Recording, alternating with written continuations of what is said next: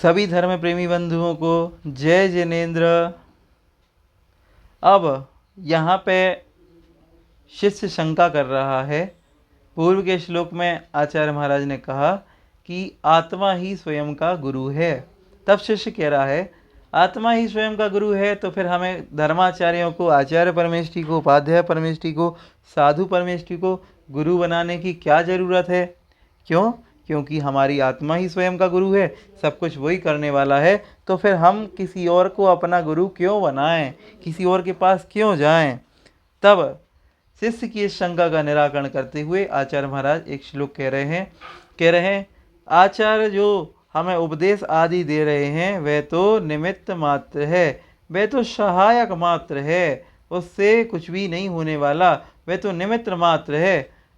जागृत अवस्था में किसी वस्तु को ग्रहण करने की इच्छा तो तुम्हें स्वयं अपने अंदर ही उत्पन्न करने हुए ज्ञान तो तुम्हें स्वयं ही प्राप्त करना होगा। किस तरह से, आइए देखते हैं एक एक शब्द का उच्चारण।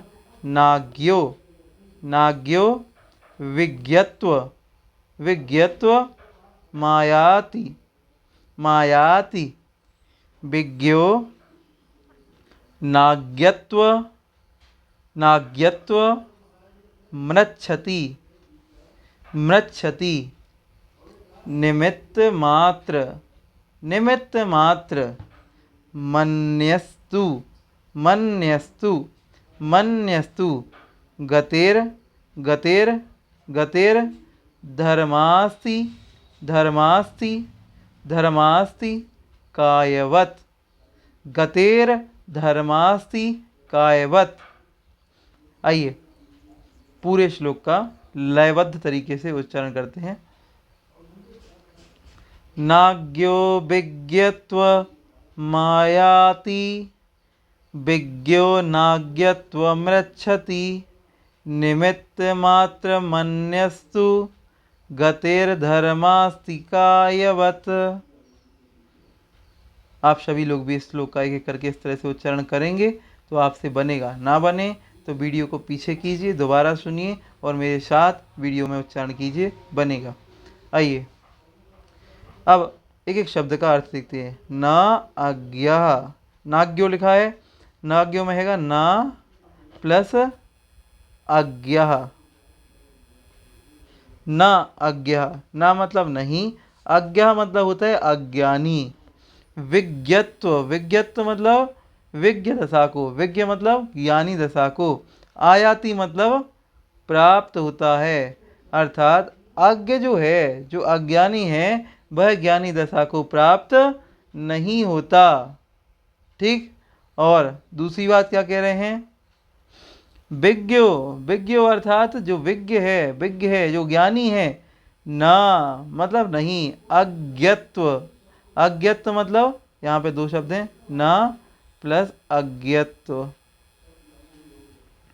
विज्ञ, जो विज्ञ है जो ज्ञानी है वो ना मतलब नहीं होता है, अज्ञत्वम, अज्ञत्व मतलब अज्ञानता को, ऋच्छति मतलब प्राप्त होना। यहाँ पे मृच्छति लिखा है, यहाँ पे निकलेगा ऋच्छति, ऋच्छ क्षति। ठीक। ना अज्ञत्व ऋच्छति, ना ही विज्ञ जो व्यक्ति है वो अज्ञत्व को प्राप्त होता है। अज्ञानी ज्ञानी नहीं बन सकता और ज्ञानी अज्ञानी नहीं बन सकता। किससे? पूर्व के श्लोक से लेना है, गुरु के उपदेश से, गुरु के उपदेश से, क्योंकि गुरु के उपदेश का प्रसंग है इसीलिए कह रहे हैं गुरु के उपदेश से ना अज्ञानी ज्ञानी बन सकता है और ना ही ज्ञानी अज्ञानता को प्राप्त हो सकता है। ये तो क्या है? निमित्त मात्र, निमित्त मात्र है, निमित्त है, केवल एक संयोग है। मन्यस्तु मतलब निमित्त मात्र, मन्यस्तु निमित्त मात्र, अन्य अस्तु। यहाँ पे मन्यस्तु लिखा ना तो निकलेगा अन्य अस्तु। निमित्त मात्र हैं, अन्य जो हैं, अन्य अस्तु मतलब जो हैं, अन्य जो हैं, अन्य मतलब क्या? जो गुरु आदि हैं, जो अध्यापक आदि हैं, जो हमारे आचार्य आदि हैं, वो तो मात्र निमित्त मात्र हैं, निमित्त मात्र हैं। कौन? जो गुरु आदि हैं, जो हमारे धर्माचार्य आदि हैं, वे सभी तो का मात्र निमित्त ही हैं। किस प्रकार? गतिर, गतिर अर्थात चलने में, गति प्रदान करने में। जिस प्रकार धर्मास्तिकायवत, जिस प्रकार धर्मास्तिकाय है वो चलने में सहायक मात्र है, वह स्वयं कुछ नहीं करता। 6 द्रव्य होते हैं, उन 6 द्रव्यों में से एक धर्म द्रव्य भी है। धर्म द्रव्य का काम है अन्य द्रव्यों को जो चलने में सहायता करता है उसे धर्म द्रव्य कहते हैं। तो जो चलने में सहायता जिस प्रकार से धर्म द्रव्य करता है, उसी प्रकार से जो हमारे गुरु आदि हैं वे भी केवल और केवल निमित्त मात्र हैं। वे स्वयं अपना उपदेश किसी को दे करके उसका कल्याण नहीं करते।